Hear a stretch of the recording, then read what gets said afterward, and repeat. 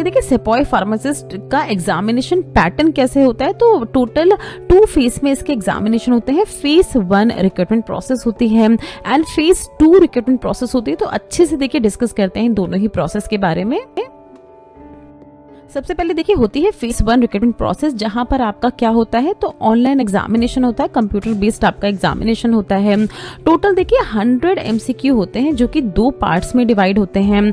बात करें अगर हम पार्ट 1 की, तो यहाँ पर आप पार्ट 1 देख रहे हैं।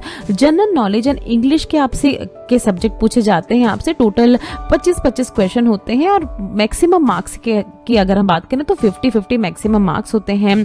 पार्ट 2 की अगर बात करें तो उसमें भी 50 एमसीक्यू होते हैं, जहां पर ये डिवाइड होता है फार्मेसी 1 एंड फार्मेसी 2 में। फिर क्या बता रहे हैं देखिए हर क्वेश्चन जो है वो कैरी करता है 2 मार्क्स। तो टोटल अगर हम एग्जामिनेशन की बात करें तो 200 मार्क्स का ये टोटल आपका पेपर होता है पार्ट 1 और पार्ट 2 को मिला के।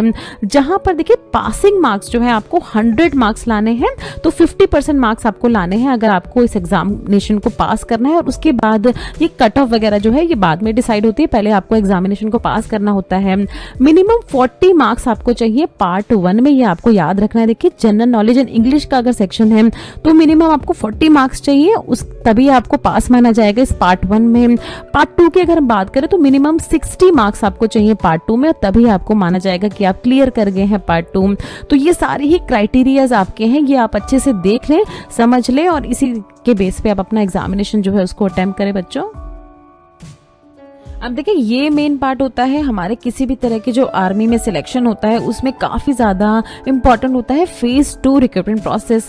जो फेज़ 1 हमने डिस्कस किया बच्चों, वो आप वैसे भी ऑनलाइन एग्जामिनेशंस में बैठते हैं, आपको आदत होती है। बट फेज़ 2 की अगर हम बात करें सिपाही फार्मासिस्ट में, तो काफ़ी ज़्यादा स्पेसिफिक होता है। देखिए जो भी शॉर्ट लिस्टेड कैंडिडेट हैं, आपने क्लियर कर लिया अपना फेज़ 1, तो आपको फेज़ 2 के लिए कॉल किया जाएगा। तो उसमें क्या क्या होगा देखिए, सबसे पहले होता है आपका फिजिकल फिटनेस टेस्ट।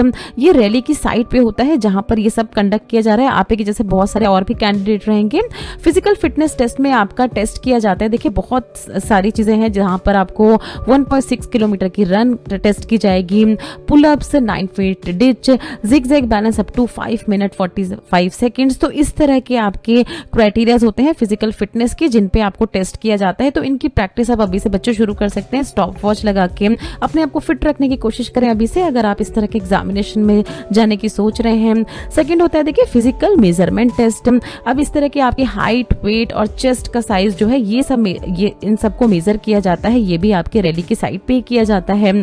थर्ड होता है देखिए एडेप्टेबिलिटी टेस्ट। अब देखिए इस तरह के आर्मी के एनवायरनमेंट में आप अडेप्टेबल है या नहीं, सूटेबल आप है या नहीं, वो टेस्ट किया जाता है। जो इनके खुद के अपने कुछ पैरामीटर्स होते हैं उसके बेस पे आपको चेक करते हैं। एंड लास्ट में होता है देखिए मेडिकल एग्जामिनेशन, जहां पर आपको अलग अलग मेडिकल टेस्ट आपके लिए जाते हैं। तो ये सारे ही क्राइटेरियाज को अगर आप फुलफिल कर लेते हैं, उसके बाद होता है उसके बाद आपका क्लियर हो जाता है फेज 2 रिक्रूटमेंट प्रोसेस। बट यहाँ पर देखिए साफ साफ ये मेंशन कर रहे हैं कि मेडिकल एग्जामिनेशन क्लियर करने के बाद गारंटी नहीं है कि आप इंडियन आर्मी में आपको एम्प्लॉयमेंट दे दी गई है। ये और भी बहुत सारी चीजों को अपने ध्यान में रखते हैं और बहुत सारे कैंडिडेट में फिर शॉर्टलिस्ट करके आपको बताते हैं फाइनल रिजल्ट।